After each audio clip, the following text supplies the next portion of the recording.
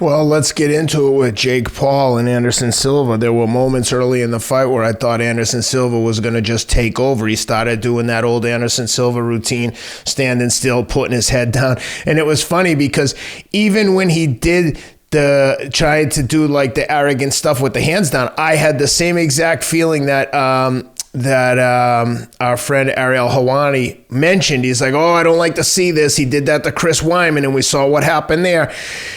I feel like once these guys have been knocked out in the manner in which Silva's been knocked out, like what happened to Roy Jones, etc., there's a bunch of them, is once you get knocked out, I feel like that the potential is so much heavier there in the future. Let me interrupt you. I'm going to interrupt you.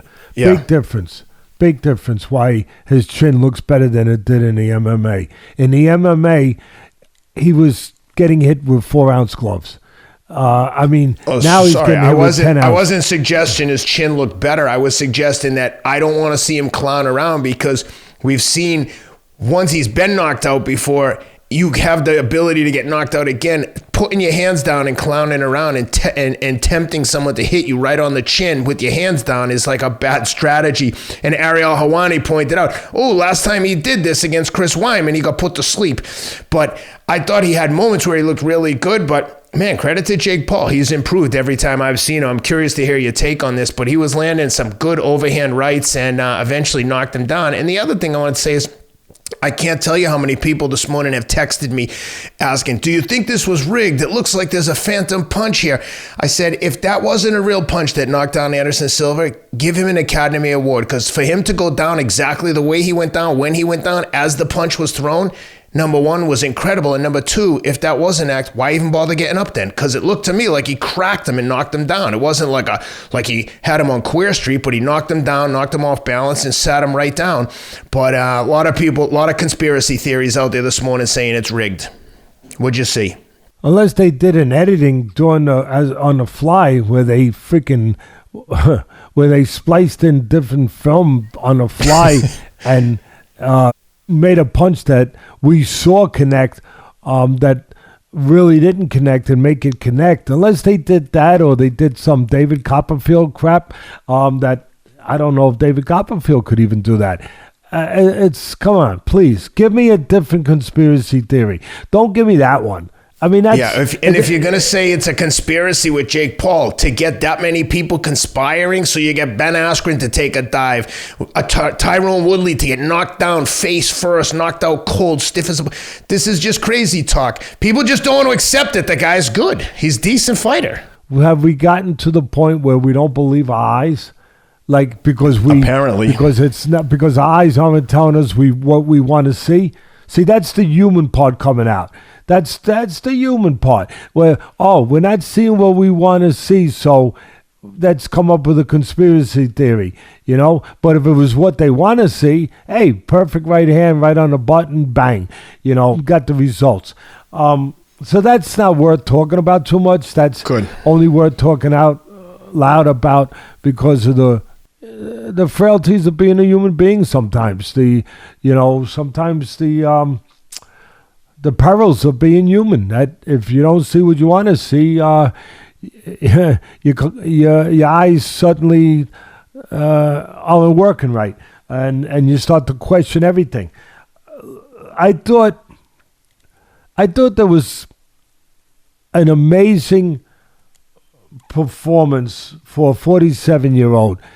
Now, usually at that age, you're not going to be able to really do what he did.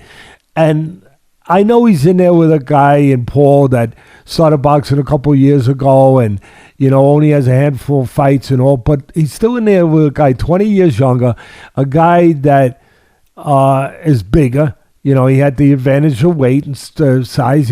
He's like Canelo. He's making the money. He's the golden goose. So he can make the fight at the weight that he wants to make it. That's just the way it works when you pay the big bucks and you make the big bucks. So he's fighting a legendary guy in Silva, but 47 years old. And first of all, I give credit on both sides. Silva did something extraordinary for a guy that age to be able to endure and then dish it out. and again, I know that people are going to say, well, who was he dishing it out with? You know, Paul.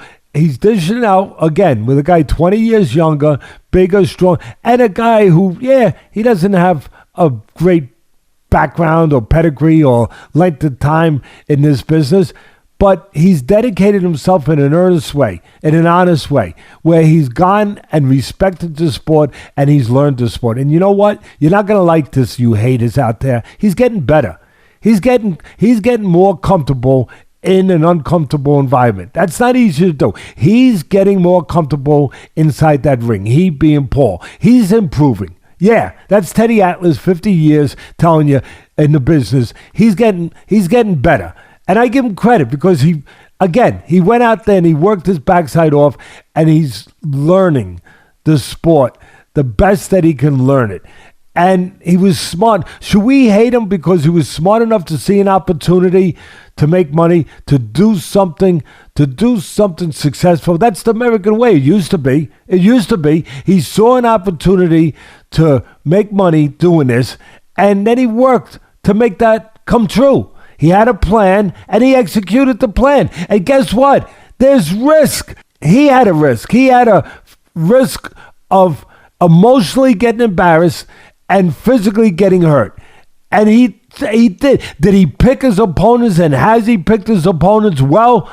Hey, you want me to go down a laundry list of fighters in my business that have done the same thing, starting with Mayweather? And I know that they fought much better. I get it. But I'm just saying, they're supposed to be hated on for being smart, for picking the right opponents when they can.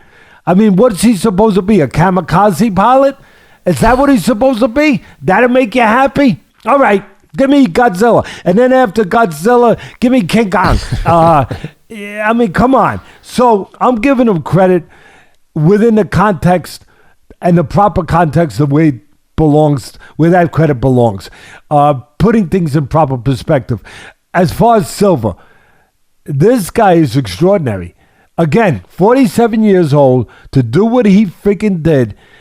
I mean, I'm going to, other than, there are special fighters in my business in boxing that have done it. Archie Moore, he did it. Late in his career. George Foreman, he did it late in his career. Bob Fitzsimmons, back in the 20s, he did it when he was 50 years old. Could still fight at a certain level, but very rare. Very, very, very rare. And you have to be special. And that just speaks to just validates how special Silva really is. It was a much better fight than people thought. It was a good fight. It was a contested fight. It was a tough fight. Who would ever thought that you'd be saying it was a good fight to watch?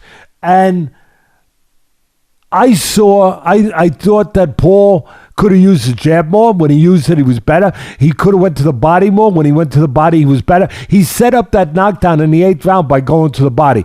If you're fighting a guy who's older, who's got an old body, I'm going to make it very simple, and is smaller than you, you should go to the smaller, older body. It's that simple. And he didn't do it enough, but he did it, and it got him the knockdown. He did it enough to be able to have the edge in this fight.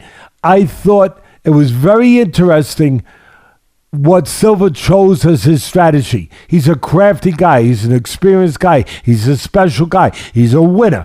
He could have chose to move around the ring, but 47-year-old legs, maybe he knew that he couldn't consistently do that.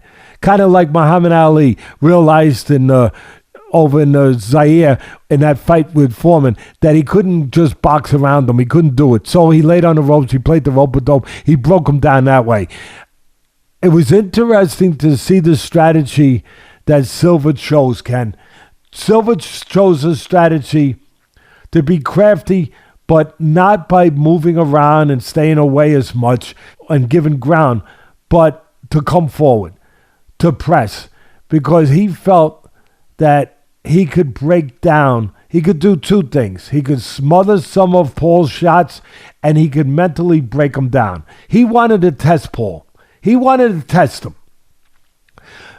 And he tested him. So he chose a strategy that I don't know if I would have figured that he was going to do that at 47 years of age. I give him credit. And he pressed. And it made for a very interesting night because we saw Paul tested. We saw improvement technically. We saw more of a fluidity where he's doing his things in a more fluid ways now, where he's adding to his game. His repertoire is getting a little bit more extensive.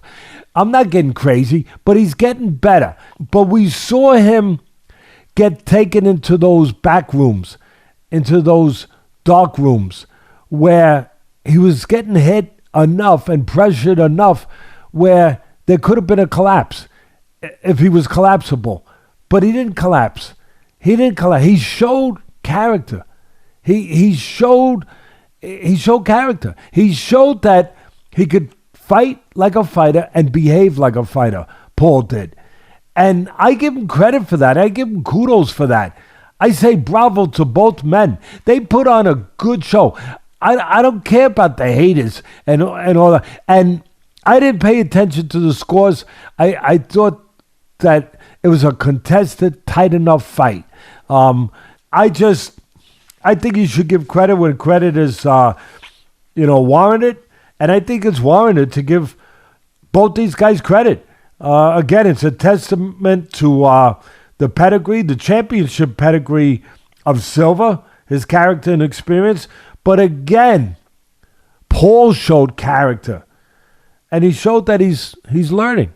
He's learning. And listen, when he says Canelo, he ain't beating Canelo. I mean, come on. Other people say things too to promote themselves. So we got to hate him for that? No, he ain't beating Canelo. He's not beating that level fighter. I'm not drunk on that Kool-Aid. But again, he's doing more than a lot of people ever thought he could do. Maybe even more than he at first thought he could do. And I'm giving him credit, for doing that. I don't know if he winds up, like I said earlier, with Nate Diaz next. Seems like they're building that. Maybe Conor McGregor. But it's, he's earned the right to continue down this road. He's earned the right to stay on this train. You want to call it a gravy train? All right, go ahead. Call it a gravy train. But you know what? He's in the boiler room. He's in the boiler room. He's in the freaking engine room shoveling coal into the freaking engine. So you know what? He's working. Okay?